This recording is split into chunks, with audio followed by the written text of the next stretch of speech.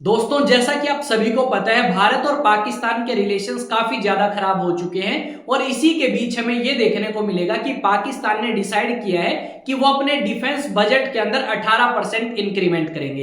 इसके अलावा हमें यह भी सुनने को मिला है कि ईरान नाम की कंट्री ने ऑफर किया है भारत को भी और पाकिस्तान को भी कि हम आपके बीच में शांति समझौता करा सकते हैं। इसके अलावा जितनी भी चीजें इस टॉपिक से जुड़ी हुई हैं वो सारी मैं आपको बताने वाला हूं। रिसेंटली एक न्यूज सामने आई है कि पाकिस्तान के बलूचिस्तान राज्य में एक आतंकवादी हमला हुआ सेना के ऊपर और उस हमले के अंदर 6 पाकिस्तानी सोल्जर मारे गए और 5 फिलहाल हॉस्पिटल के अंदर भर्ती हैं। तो इस चीज के बारे में भी जानने वाले कि आखिरकार क्या चीजें पाकिस्तान और भारत के बीच में चल रही हैं और खासकर पाकिस्तान के बारे में। तो स्टार्ट करते हैं आज के इस सेशन को। तो बिल्कुल स्टार्टिंग से लेके एंड तक जरूर देखें। यहाँ पे आपको बहुत सारे न्यूज आर्टिकल इस चीज से रिलेटेड देखने को मिलेंगे, भारत पाकिस्तान, क्योंकि आप सभी को पता है 22 अप्रैल 2025 को क्या हुआ। कुछ आतंकवादियों ने जम्मू एंड कश्मीर के पहलगाम में आतंकवादी हमला किया और उसके बाद भारत ने सबक सिखाने के लिए पाकिस्तान के ऊपर कुछ रिस्ट्रिक्शंस लगाई और कुछ समझौतों को सस्पेंड किया। पाकिस्तान ने और भारत ने आपसी ट्रेड बंद कर दिया और साथ में अगर आप बात करोगे तो पाकिस्तान ने भारत के साथ और भारत ने पाकिस्तान के साथ जो समझौते हुए थे उन्हें भी सस्पेंड कर दिया, जिसमें शिमला एग्रीमेंट है, जिसमें इंडस वाटर ट्रीटी एग्रीमेंट है। दोनों के दोनों सस्पेंड हो चुके हैं। उसके बाद हमें यह देखने को मिला कि भारत के प्रधानमंत्री ने अलग अलग हाई लेवल मीटिंग्स करी, भारत के रक्षा मंत्री के साथ, भारत के चीफ ऑफ डिफेंस स्टाफ के साथ, नेवी, एयरफोर्स और आपके आर्मी के जनरल्स के साथ भी भारत के प्रधानमंत्री ने मीटिंग करी और लोगों ने ये उम्मीद जताई कि डेफिनेटली भारत जवाब देगा। पर 22 अप्रैल से लेके आज आपकी 6 मई है, अब तक भारत की तरफ से कोई जवाब नहीं दिया गया और पूरी उम्मीद है पाकिस्तान को भी कि डेफिनेटली भारत जवाब देगा। हमने ये सुना कि आपका यूनाइटेड नेशन सिक्योरिटी काउंसिल में भी इसके ऊपर बात करी गई और जो यूनाइटेड नेशंस के चीफ है या सेक्रेटरी जनरल है एंटोनियो गुटेरस, उन्होंने कहा कि भाई भारत और पाकिस्तान का जो रिलेशन है वो ऑल टाइम लो है और इस चीज को लेके हम काफी ज्यादा चिंतित हैं क्योंकि दोनों कंट्रीज के पास न्यूक्लियर वेपन्स हैं, कहीं इन न्यूक्लियर वेपन्स का इस्तेमाल ना हो, इस तरीके का डर जो है वो हमें देखने को मिलेगा।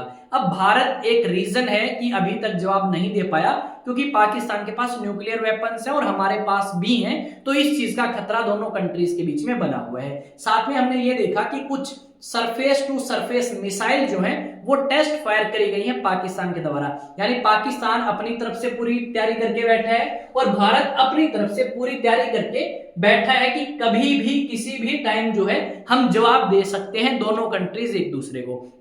पर यहाँ पे सबसे सरप्राइजिंग चीज हमने क्या देखी, पहले हमने ये देखा कि पाकिस्तान के बलूचिस्तान राज्य के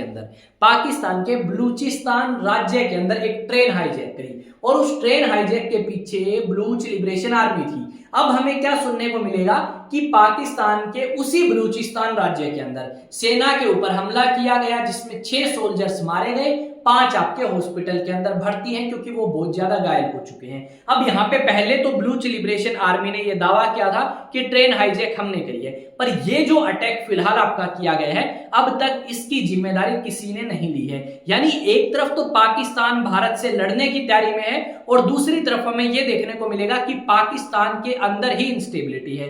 पाकिस्तान से इस तरीके की खबरें आई हैं कि ये जो पाकिस्तान के बड़े बड़े पॉलिटिशियंस हैं, अगर भारत अटैक करता है तो ये पाकिस्तान को छोड़ के ब्रिटेन में या यूके आप कह सकते हो उसमें शिफ्ट हो जाएंगे या उसमें चले जाएंगे, पाकिस्तान को छोड़ देंगे, पाकिस्तान की जनता को छोड़ देंगे उनके हालात के ऊपर। ये सारी की सारी चीजें हमें यहाँ पे सुनने को मिलेगी और यहाँ पे ईरान का क्या रोल आता है वो भी हमारे लिए काफी इंपॉर्टेंट है। देखो, पाकिस्तान और ईरान के रिलेशंस काफी ज्यादा अच्छे हैं, भारत और ईरान के भी रिलेशंस अच्छे हैं, चाबहार पोर्ट और वो सारी चीजें आपने सुनी होंगी डेफिनेटली प्रीवियस वीडियोस में। अब भारत के रिलेशंस अच्छे हैं ईरान के साथ और पाकिस्तान के साथ भी ईरान के रिलेशन अच्छे हैं। अब ईरान जो है वो ये चाहता है कि इस एरिया के अंदर स्टेबिलिटी बनी रहे और उनका भी एक कह सकते हो एक इमेज निकल के आए कि ईरान भी एक ऐसी कंट्री है जो किसी के बीच में समझौता करा सकती है।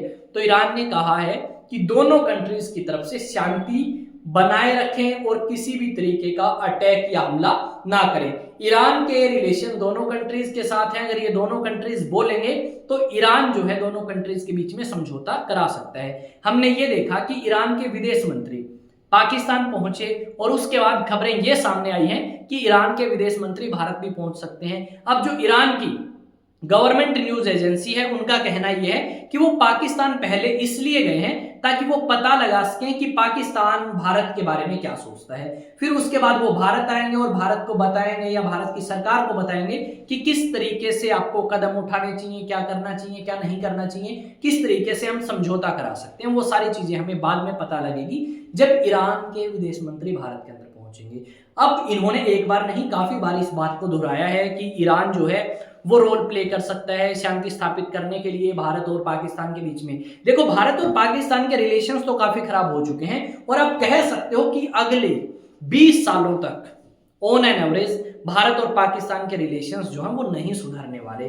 ठीक है, 15 से 20 साल डेफिनेटली लग सकते हैं और उसके बाद आप कह सकते हो कि रिलेशन जो है वो इंप्रूव हो सकते हैं। देखो, हमने ये देखा कि रिलेशन जो है 1971 के बाद भी कोई खास इंप्रूव नहीं हुए हमारे। 1999 में अटैक किया था पाकिस्तान ने, ठीक है, कारगिल वॉर हुआ हमारा, उसके बाद रिलेशंस हमारे इंप्रूव हुए ही नहीं पाकिस्तान के साथ में। थोड़े बहुत इंप्रूवमेंट हमें देखने को मिले, जैसे आप कह सकते हो करतारपुर साहिब कॉरिडोर और 2-3 चीजें और करी भारत ने पाकिस्तान के साथ में। थोड़ा बहुत व्यापार जो है जो होता था भारत पाकिस्तान के बीच में वो हमने 2019 में सस्पेंड कर दिया था पुलवामा अटैक के बाद। जो पुलवामा अटैक हुआ था जिसमें लगभग 40 सीआरपीएफ के जवान जो हैं वो शहीद हुए थे, उसके बाद व्यापार सस्पेंड और 6 साल हो चुके हैं उन बातों को, लगभग आप कह सकते हो या 5 साल मान सकते हो, 6 चल रहा है। तो उसके बाद रिलेशन तो इंप्रूव हुए ही नहीं और अब भी हमें यह लगता है कि दिन प्रतिदिन इस तरीके की स्टेटमेंट आ रहा है पाकिस्तान के रक्षा मंत्री की तरफ से, पाकिस्तान के आप कह सकते हो पूर्व विदेश मंत्री की तरफ से, पाकिस्तान के कुछ पॉलिटिशियंस की तरफ से बिल्कुल भड़काऊ भाषण की अयोध्या के अंदर राम मंदिर जो बना है उसी के पास में एक मस्जिद बनाएंगे और उस मस्जिद के अंदर अजान कौन देंगे, आर्मी के जनरल देंगे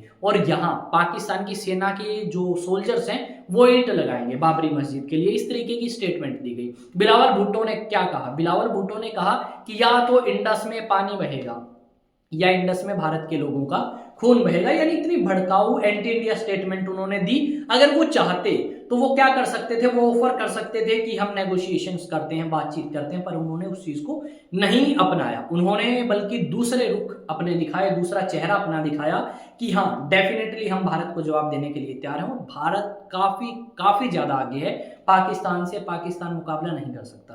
पाकिस्तान की इकोनॉमी काफी ज्यादा खराब है। पाकिस्तान के अंदर जो लोग हैं वो पाकिस्तानी सेना से परेशान है। पाकिस्तानी सेना जो है वो खुद सेना को छोड़ के जा रही है, यानी अपनी नौकरी छोड़ के जा रहे हैं सोल्जर्स। और बलूचिस्तान में जो हालात हैं वो आप देख ही रहे हो। पहले ट्रेन हाईजैक, सोल्जर्स तो डेली मरते हैं, हमारे तक खबर नहीं आती, वो बात अलग है। और इस तरीके की चीजें पाकिस्तान में बिल्कुल नॉर्मल या सामान्य है। यहाँ पे देख सकते हो यूनाइटेड नेशन में भी बहुत बुरे हालात जो हैं वो पाकिस्तान के देखने को मिलेंगे। देखो 10 नॉन परमानेंट मेंबर हैं। अब जो नॉन परमानेंट मेंबर है उनमें पाकिस्तान भी है और डेफिनेटली पाकिस्तान जो है उसने इस मुद्दे को उठाना चाहा और पाकिस्तान को ही लताड़ लगाई गई। यूनाइटेड नेशन के जो सेक्रेटरी जनरल है उन्होंने कहा कि ये जो चीज पुलवामा पहलगांव में हुई है वो बिल्कुल अनएक्सेप्टेबल है, इस चीज को स्वीकार नहीं किया जा सकता और जो लोग निर्दोष हैं उन्हें सजा दी जानी चाहिए। अब बात आती है नेशनल डिफेंस एकेडमी की तरफ। देखो भाई, इस तरीके की घटनाएं भारत के अंदर होंगी तो हमें सेना में भी जाना होगा, देश के लिए सर्व भी करना होगा। तो अगर आप भी नेशनल डिफेंस एकेडमी की तैयारी करना चाहते हैं तो आइए स्टडी सेंटर के ऑनलाइन या ऑफलाइन बैचेस को ज्वाइन कर सकते हैं। एड्रेस यहाँ पे दिया गया है मॉडल टाउन हांसी और ये नंबर आपका है 9812579188। टेलीग्राम पे जाएं, एग्जाम टॉक सर्च करें और सर्च करके वहां पे क्या करें, सब्सक्राइब करें या फॉलो का ऑप्शन आता है तो फॉलो करें। इंस्टा हैंडल भी जाके सर्च कर सकते हैं एग्जाम टॉक्स और वहां पे आपको फॉलो करना होगा ताकि अपडेट समय समय पे आप तक पहुंच पाए। मिलेंगे नेक्स्ट वीडियो में, तब तक जय हिंद जय भारत। पाकिस्तान के बारे में क्या सोचते हैं डेफिनेटली कमेंट सेक्शन में बताएं जल्दी से और जिसका भी कमेंट अच्छा लगा उसको पिन कर देंगे। मिलते हैं नेक्स्ट वीडियो में। जय हिंद जय भारत।